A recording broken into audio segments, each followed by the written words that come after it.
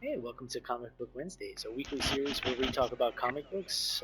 We're your hosts. I'm Ian, I'm Al. And I'm Shane. How's it going? and we're back to our regularly scheduled programming.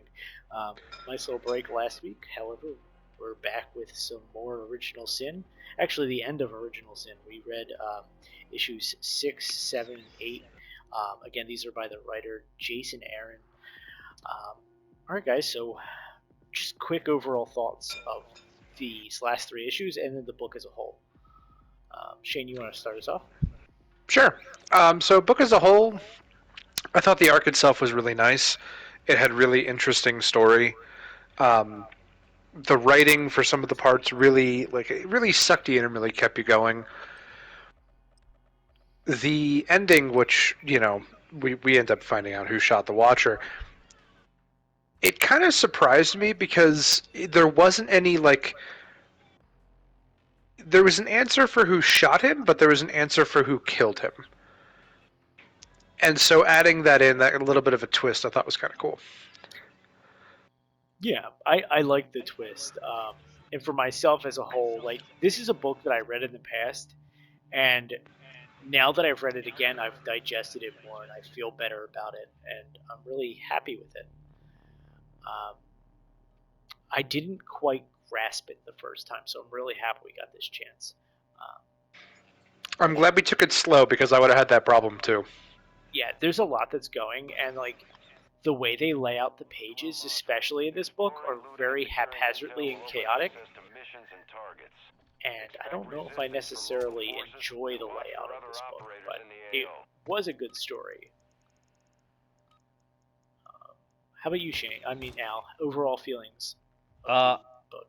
I enjoyed it. I'm always a big fan of when we get to see characters other than just the Avengers. So I enjoy, the Punisher and Emma Frost and Wolverine being in it. So that always is a big part for me, which was fun.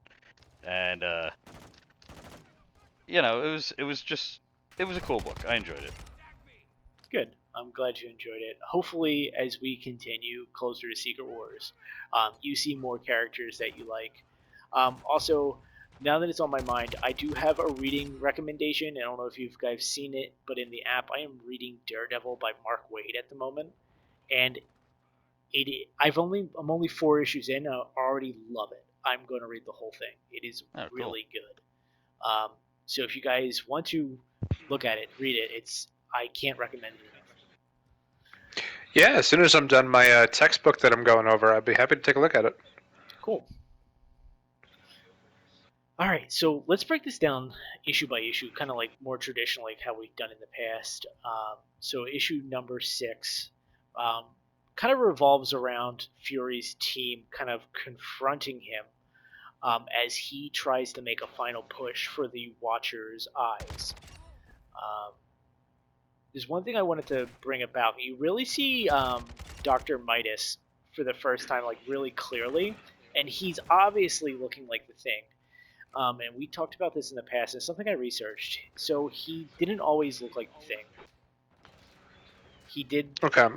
he did a test for himself where he subjected himself to radiation similar to that of the Fantastic Four, and that's why he looks like the Thing for whatever reason. He's got that look. Gotcha. What determined how the Fantastic Four turned out?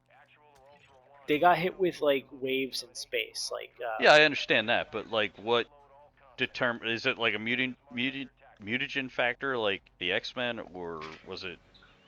they're not mutants. If anything, they'd be considered mutates. Um, weird Marvel facts: mutants are people with the mutant gene, from birth. Mutates Yeah. are people who have their DNA changed by external factors. Okay.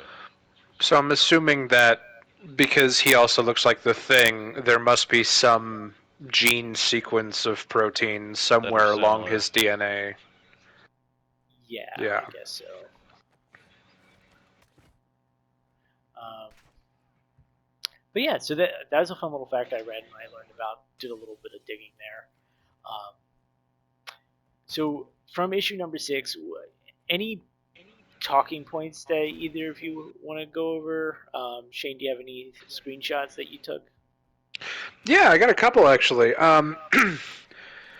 Excuse me, pardon me. One of the things that I had screenshotted was Fury talking about the infinity. He was like, the infinity formula in my system has been keeping me going. Is all used up. I'm aging rapidly. Can we talk about that for a minute? Because I had a couple questions about that. If either of you happen to know, Sure. What are your questions? was that something that was like? Now I know the MCU has a lot of focus of people trying to get Cap's DNA to try and recreate the super soldier serum. Is that something similar, like where they got it basically from Cap, or was that a separate thing? So I don't think it's from Cap. I think it is its own type of serum. I'm not exactly sure its origins, to be honest. Um, it's probably has some like deep comic roots, but I just don't know much about Nick Fury, if I'm being honest. Uh, Hey, I can look that up and bring it up next time. Definitely, yeah. Um, do a little research Okay. on it, bring it back. But it's funny you bring that up because that was one of the points that I wanted to bring up because it almost was alluding to like maybe Fury had a vendetta against the Watcher. Because he starts talking about how he's watching him, and you actually see a flashback of the Watcher watching him almost like wake up and he's like dying. Um, so that was interesting to me, the way they were pointing that. And I don't know if that's necessarily how they ended it with Fury's feelings towards the Watcher, but that's what I was getting that vibe at there. What other screenshots do you have, buddy, from that one, Um, if any? yeah, no. So there was another one that I had taken where a few pages after that, or it might have been another panel or two after that, where he's talking to Steven, and he goes, "Someone who has literally walked through the netherworld shouldn't be this naive. The fact that I was always out there doing a job, you never had to know existed to keep everybody safe, because they all end up having this like kind of, why were you doing this kind of high and mighty thing?" Like we talked last time, except for the Punisher, who was just kind of like, "Yeah, I get it. That makes sense." And who we later find out, like, even though there was a little bit of pushback, Bucky also understands where he's coming from as well.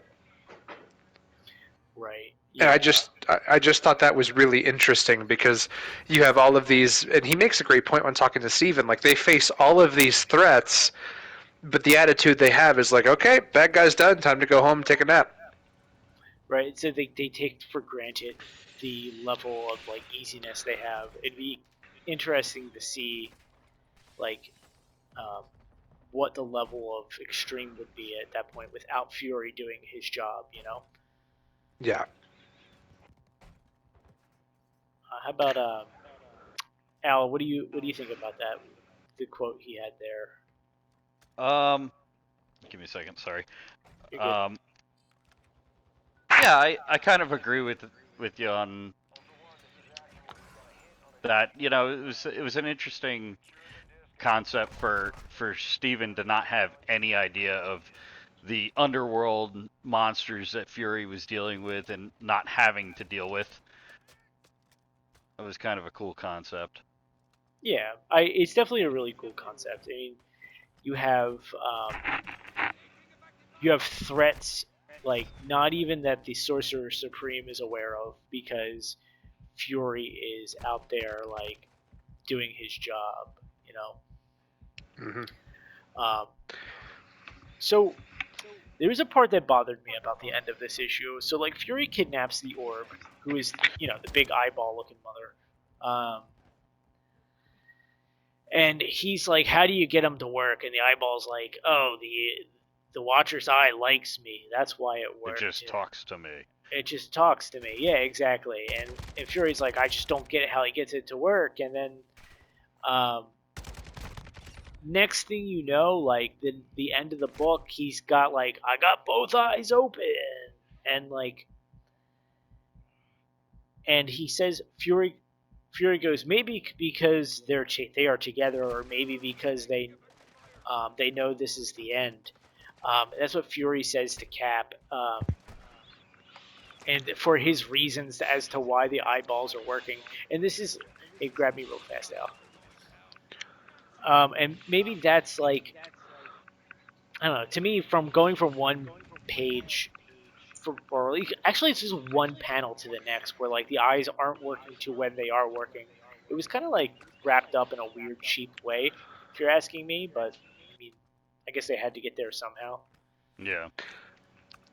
Yeah, because like I kind of felt like the reason that it worked better for the other character was because just like the Watcher, like in a more sadistic way, of course, he does like to just observe things. Now he's kind of an evil prick, granted, but he does like to just observe things, and so I have to wonder if that part of the Watcher's eye, like, recognized that this is somebody who will just observe, whereas Fury would use it more to act. Right, and the Right. Watcher wasn't about that. Yeah. Yeah. But I find it interesting now. In hindsight, we know that like the Watcher essentially forced Fury to kill him to take his eye, unless the eyes work independently of the Watcher's will. You bring up a good point. Yeah, I mean it's only, it's not perfect. It's just writing. Everything could have a plot hole if we poke hard enough. We think hard Yeah. enough on it. But that's really how issue 6 ends. Him saying that to Cap, and he kind of like flies out, and he's got like this like cool looking sci-fi monocle on. Um, Yeah, that thing is pretty awesome looking. yeah, he's the coolest geriatric patient I've ever seen. Um, okay, so issue number 7, and when I was reviewing it today, I noticed something strange about the cover. If you go back and look at it, Daredevil is on the front of the book. Like it's got Fury, and it's got like Thor, Daredevil, and like somebody else. And I'm like, Oh, it does. And he's not existent in the comic at all. whatsoever. I'm like, why is Daredevil on this?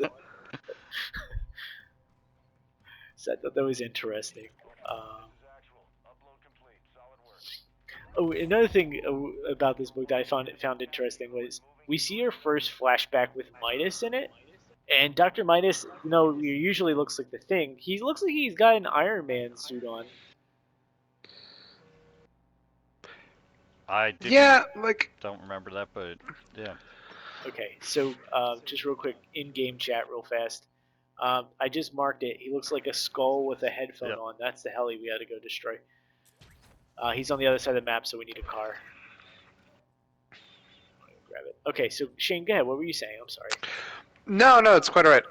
That it just reminded me of our previous conversation where there was like a page, like a brief little art page that showed him, and I was asking like, did he steal Tony's tech? And we had that conversation of like how Tony is not great with his stuff. So like, I just have to wonder if that was something that he just like took. I think it was. I think it's just something he stole. I mean, like, Tony just likes to lose his shit, honestly. But yeah, so that was definitely interesting. Hey Al, switch seats with me. I'm gonna look at my notes. I can't. There you go. Come on. Okay, I'm in. Alrighty, so now that Al is driving, I can look at stuff. Okay, so the majority of this issue was Fury fights the Avengers, and I gotta say, like, this was kind of the issue that pushed me to want to read this, to be honest. There are some lasting effects here, especially with Thor, that I thought were going to be important. Yeah, that threw me off a little bit. Yeah. So, Fury whispers something in Thor's ear, and the hammer drops. I know what Fury says. They don't tell you in this book. You got to kind of go a little bit more. It was about him having a sister, right? That's not what made him drop the hammer. So, like, there's a side story going on in Original Sin where Thor has a sister. I didn't read any of it. I don't know if either of you did, but he whispers something in his ear that's completely separate, and this is what makes him drop the hammer, and then that leads to Jane finding the hammer eventually. Oh, okay. Okay. Yeah, so we're seeing some like character shifts, some dynamics that we're not used to. I thought that Iron Man was going to become superior Iron Man in this, but that happens in another comic. Um, so I was overthinking this event had more implications than it did. But do you guys want to know what he says? I would love Yeah. to, yeah, because I was really curious about that. So he whispers, "Gore is right." Gore is Essentially, right. yeah, Gore was right. Essentially, Gore's whole thing was gods are terrible and they don't deserve to live, and that's why he was a god butcher. He went to go kill all the gods. You know, Gotcha. so So, okay, if just as a side note, if he's telling Thor Gore is right that like God shouldn't be a thing and that they should be destroyed, why does that suddenly make Thor like? Why does that have the impact that it does? I'm not entirely sure why it has the impact that it does. I just know what he says and what it caused. Um, Gotcha. Okay. there is a Jason Aaron wrote an amazing run on Thor where he does um, Odinson. He also does Jane, but then he'll also do Thor the Unworthy, which was a side book he read where you like learn about why Thor was unworthy and how he becomes worthy again. Um, that's also the story where you find out what Jane is going through as far as the cancer is concerned. So Mm-hmm. Thor has to make a decision: does he take back his hammer, basically killing Jane, or does he allow her to continue to be Thor? You know. Mm. That'd be an interesting one to read. Mm-hmm. It's Jason Aaron's a great writer. His work on Thor is fantastic. Um, so what else happens in this book? Fury uses a code, sends Iron Man back to Earth. That was pretty funny. Yeah, I like how it's described as like you were describing it as him like fighting the Avengers. He kind of just bops the floor with them. Yes, yeah, it wasn't really a fight. It was more like a slaughter. But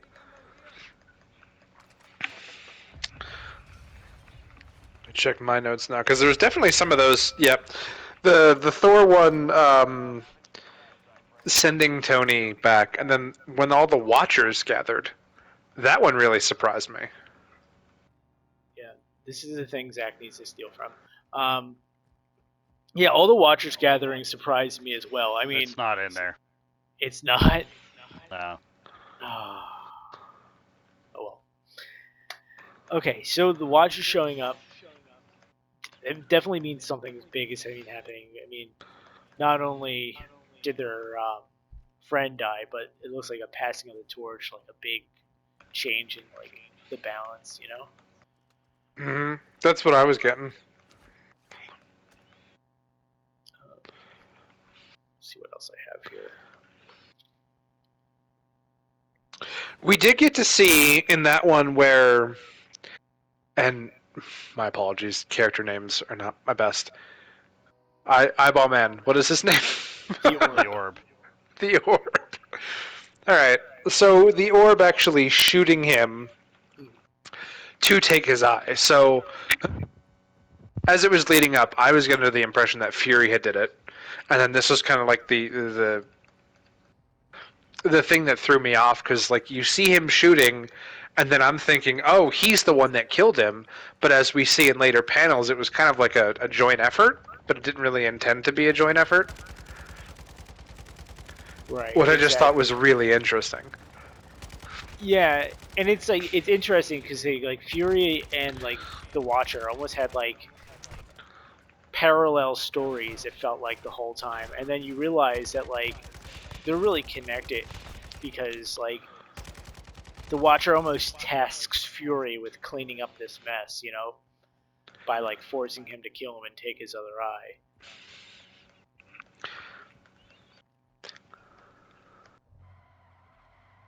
Um, I but I did like the twist. I felt really I felt satisfying like reading it again and like actually getting a clear picture of what happened rather than the first time where I was kind of just confused by the end of it. Because I feel like it's really easy to like miss what happens in this book.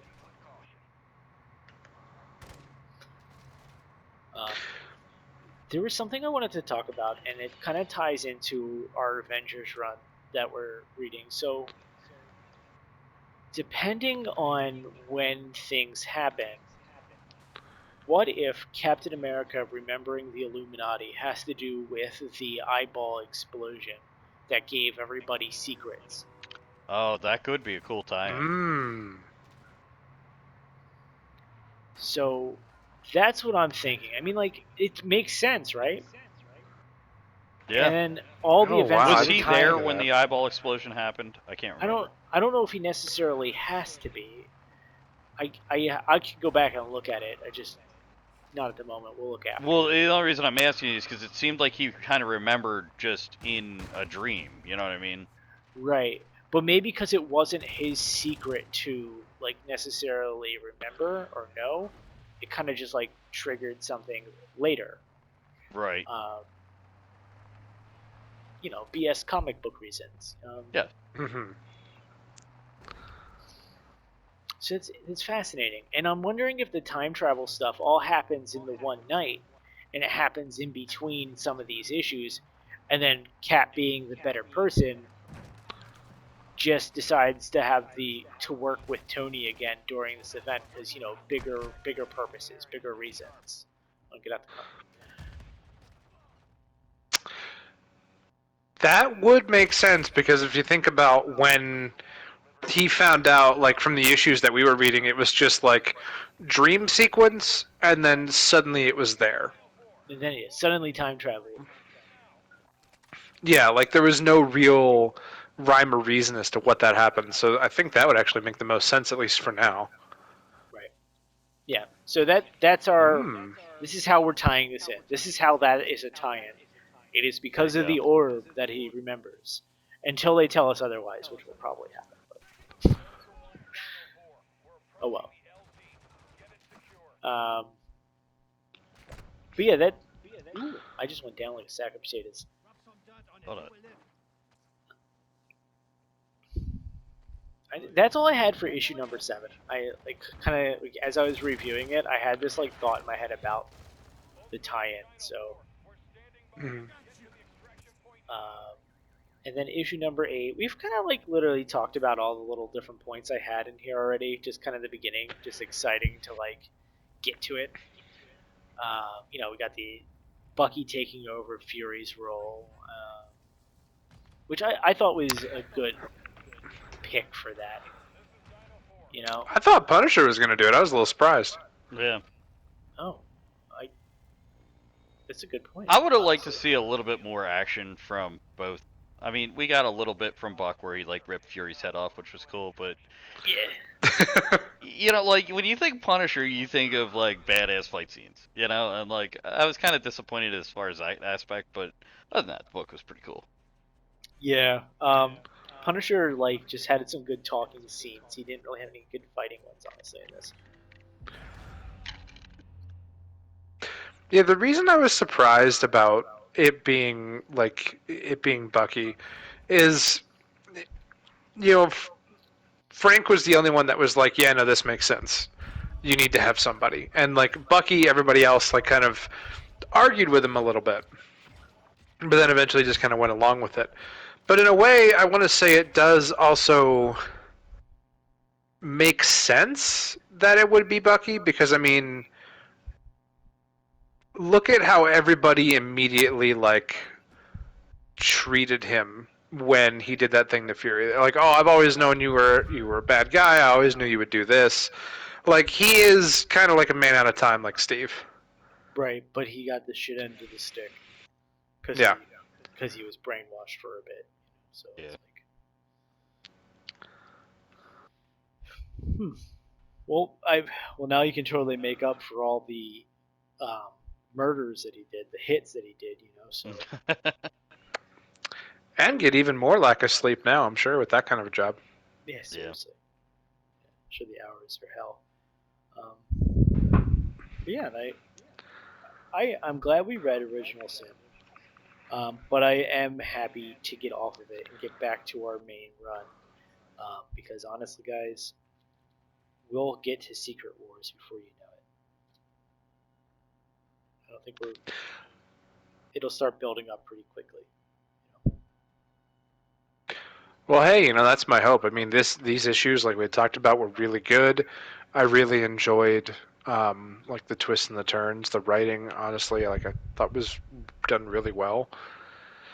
And I always like a story that keeps you guessing, or your own instincts or your own thoughts. You have to ignore them because every time you think like, "Oh, I got this. I figured this out," it's they didn't. Yeah, no, totally. I mean, that's the recipe for a good mystery. Yeah. But yeah, our fun little Marvel murder mystery book has come to a close. Um, any other final words before we end this up, guys? I think we're at the end of our rope here. Well, I think we're good. Will Fury be a better watcher? Because, and I'm not saying that automatically will be, but it's just kind of food for thought. Simply because with the Watcher, he was always sworn to just watch. I mean, sure, he intervened a little bit here and there. I mean, but Fury did not take that oath. No, but who's to even say that it is Fury in his head? Like it could just be his body with the cosmic essence of the Watcher. That is a great point. So I guess only time will tell. I wonder Yeah. if that'll make any splashes in our book here. I mean, he better show up because things are going to be happening here. I mean, if there's any time for the Watcher to show up and watch Secret Wars. All right. Well, next week we have Avengers number 34, New Avengers 16 and 17. It has been a minute since we read New Avengers, so that's going to be good to get back into. Yeah. Yeah, I'm looking forward to that. Yeah, me too. All right, guys. Well, that has been Comic Book Wednesdays. Again, we're your hosts. I'm Ian. I'm out. And I'm Shane. Good night, everybody. Take it easy.